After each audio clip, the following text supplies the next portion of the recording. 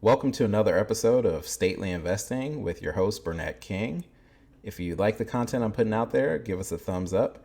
If you love the content I'm putting out there, give us a subscribe. It really helps the channel. If you have any questions, feel free to leave them in the comments section or send me an email at statelyinvesting@gmail.com. And let's get started with the show. All right, everybody, welcome to today's episode. We are going to get started by talking about M1's new look. We're also going to look at the passive income stream and see how I did this week, how I'm faring overall. We'll get started with M1's new look. So as you can see here, M1 has changed their look. To me, it looks a lot better. They've done some tweaks here and there with the colors. You can tell the color scheme is very different, and also how they're displaying the information is different. So things that people were probably commonly accessing are up front. The value of your income stream or your portfolio, your gains and returns are more prominent. This chart has been highlighted, right? So you see the dark background with the new colors. Overall, it looks really good. In the app, they also they added a dark mode. So if you're, looking at your portfolio at night, or you just like things in dark mode, the color scheme there looks really great. So I was looking into their blog. Actually, if you go into their notifications, you can learn more about the look. So it takes you to this blog, and they talk about why they did it and how they're just evolving their look over time. It's interesting to me. It's very, very contrasty, right? So it looks like they've done this for accessibility reasons. They wanted to have a more refined color palette so that it was easier for people to notice differences in the UI or the user interface, and also that certain things they were able to kind of streamline how you get to things, right? So as you click, the clicks and the patterns and the accessibility of information makes more sense to a user.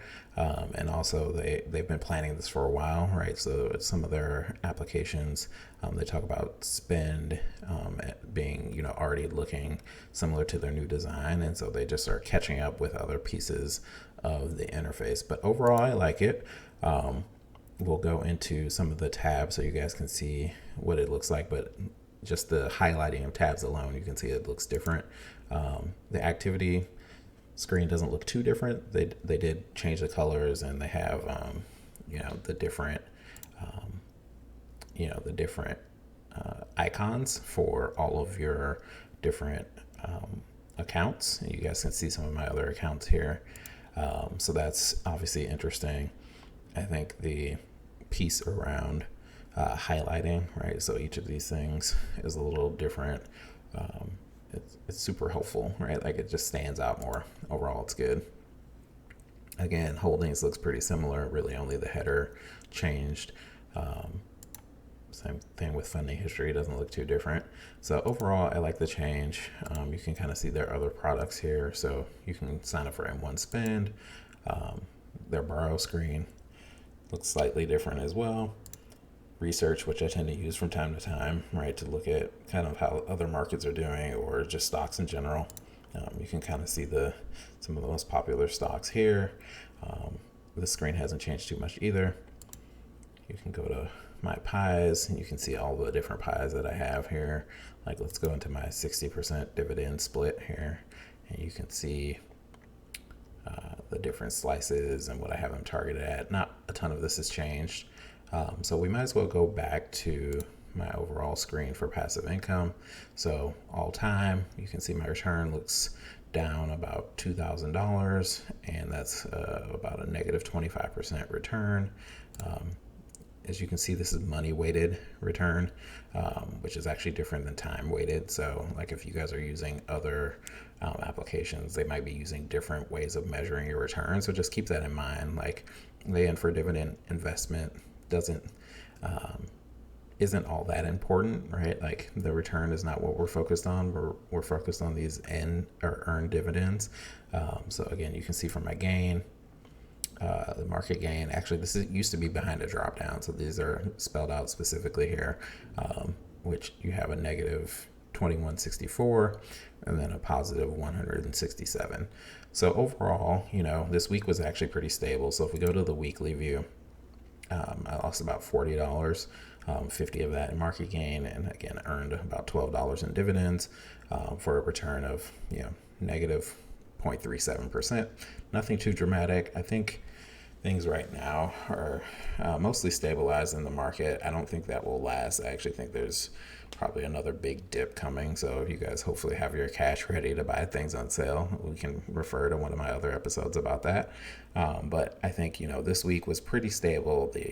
The main bad news that came out is, in the U.S. at least, is this unemployment, or not even unemployment rate, but the jobless claims rate shot up to about 6.6 million, so double what was the previous week.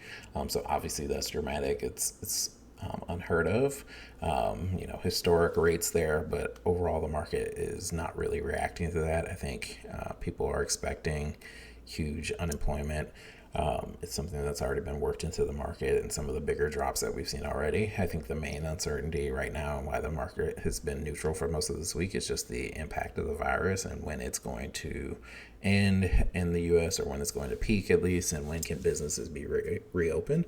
I think that's the main concern and just a lot of uncertainty there. I have been picking up some stocks here and there. So my activity, nothing too unusual as far as deposits. I didn't do any additional deposits in my M1 account. I have done some in my Robinhood account where I'm buying individual stocks, all of which are already in my portfolio here. But you can see I've just been getting paid dividends really over the last week. You can see, these small amounts here add up to a fairly big amount over the week, right? We said it was around $11, $12. So I think next episode I'll cover how my dividends look for the month of March when I get the official numbers in. But overall, this week was pretty stable for market gains.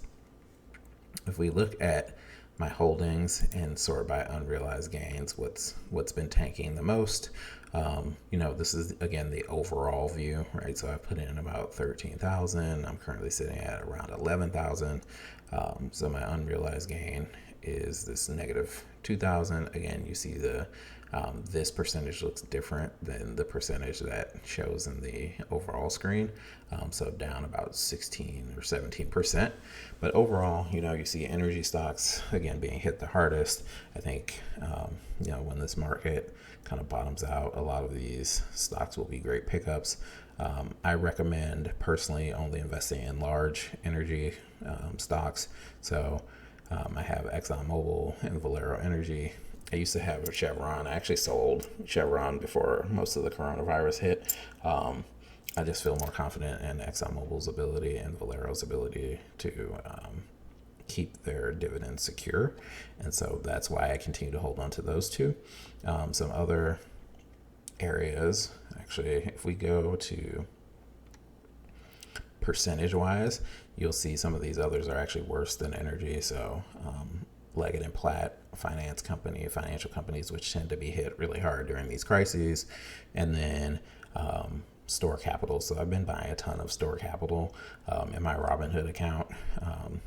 I think I'm almost up to 100 shares there because the price is just kind of dropping. And I think I've talked about it in a previous video, but I think Store Capital is actually well positioned. Yes, they have a lot of retail exposure and companies that are currently not operating, but I think long term they are diversified enough that they'll make it through this coronavirus crisis and will turn around as the economy recovers. So again, I'm practicing what I preach here, and I'm buying low. So those are really what I'm focused on, looking for good opportunities with Store and probably Valero. I'll probably buy some Valero this upcoming week, depending on what the market does. I would love to get into Coca-Cola as well. It was dropping the previous week, but the prices have come back up. But overall, I think Coca-Cola would be a great price to get into around now. Keeping my eye on Realty Income, again, similar to Store, but their drops haven't been as significant with these retail REITs, really being hit hard, obviously. And I think, those are my main lookouts. Overall, I'm just continuing to dollar cost average down. You guys can see some of the companies that have just been rising still despite the coronavirus. And basically some of these have a lot to do with when I purchased, but some of them, I've just grown naturally. So, Novo Nordisk I've held for a while, Microsoft and J&J I've held for a while, CCI for a pretty decent amount. So yeah, overall, I would say you guys, keep dollar cost averaging. Check out M1 Finance if you haven't already. The link is in my description. You guys can use my referral link. It really helps out the channel. But yeah, look at M1. It's pretty much where I do most of my passive income investment. It's a really great tool with dividend reinvestment and just the overall look and feel being improved. They have fractional shares right out the gate. So I think, M1 is a great platform if you guys are just starting investing. And if you're starting investing now, I actually think it's a pretty good time. There's going to be dips obviously in the market, but, hold strong. Remember that this is a long-term strategy, and I hope you guys are staying safe out there. I appreciate you guys listening. If you enjoyed the content, make sure you give me a thumbs up or you subscribe. It really helps out the channel. And I will see you guys again next week.